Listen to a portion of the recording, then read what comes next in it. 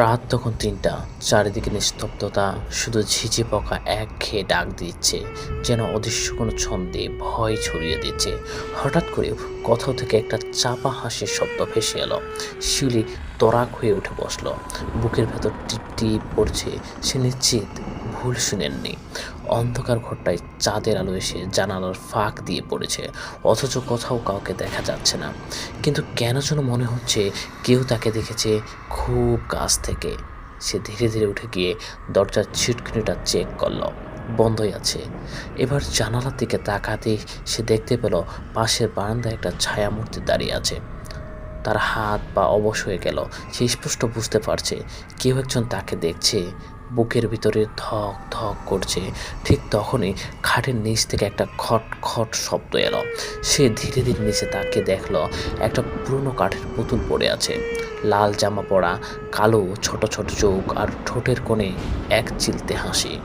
শিলু চোখ সরিয়ে নিতে চাইল, কিন্তু পারল না। পুতুলটার চোখের ভেতরে কেমন যেন একটা গভীর অন্ধকার। একবার তাকালে চোখ সরানো যায় না। কিন্তু এটা এখানে হলো কিভাবে? তারপর হঠাৎই বাতি নেভে গেল ঠাস করে। চারপাশে অন্ধকার, নিস্তব্ধতা যেন আরো ভারী হয়ে এলো। তারপরে কানে এলো সেই চাপা হাসিটা, এবার অনেক কাছ থেকে। শিউলি গলার স্বরটা কেমন যেন ভাঙা ভাঙা, যেন কেউ দীর্ঘদিন ধরে কথা বলেননি। শিউলির গা বরফের মতো ঠান্ডা হয়ে গেল। তার শরীর আর নড়ছে না, মনে হচ্ছে পা যেন মাটিতে আটকে গেছে।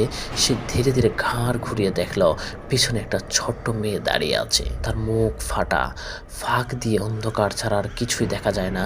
চোখ দুটি ফাঁকা, তাতে কোনো চোখের মনে নেই। আর তার হাতে সেই পুতুলটাই। মেয়েটি নিঃশব্দে এক পায়ে গেল। ঠিক তখনই শিউলির কানের কাছে একটা শ্বাসের শব্দ শোনা গেল, যেন তার একদম পাশে কেউ দাঁড়িয়ে ফিস ফিস করছে। আমরা অনেক দিন ধরে অপেক্ষা করছি। শিউলি এবার দৌড় দিল, দরজার ছিটকুনটা খুলতে গেল, কিন্তু দরজা কিছুতেই খুলছে না। তারপর মেঝেতে কিছু একটা ভারী কিছু পড়ার শব্দ হলো। সে নিচে তাকাতে দেখল একটা কাটা হাত, কিন্তু সেটা মানুষের হাত নয়, পুতুলের হাত।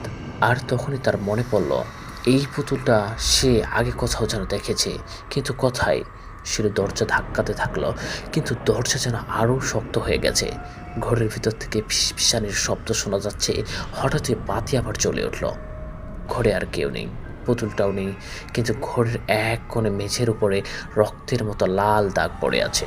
শিউলি দৌড়ে গিয়ে দরজা খুলল, করিডোর বেরিয়ে এলো। ঠিক তখনই দেখলো সিঁড়ির নিচে দাঁড়িয়ে আছে একটা মেয়ে, হাতে সেই পুতুল। কিন্তু এবার সে একা নয়, তার পেছনে সারি সারি মানুষ দাঁড়িয়ে আছে। তাদের মুখ শিউলির চেনা, কিন্তু একজনের গালে গভীর একটা কাটা দাগ। কারো হাত নেই, কারো চোখের জায়গায় কালো গর্ত। তারা সবাই একসঙ্গে বলল, তুমিও আমাদের দলে আসবে শিউলি। শিউলি দৌড় দিল। সিঁড়ির মাঝপথে সে পা হড়কে পড়ে গেল। সে মুখ থুবড়ে পড়ে গেল।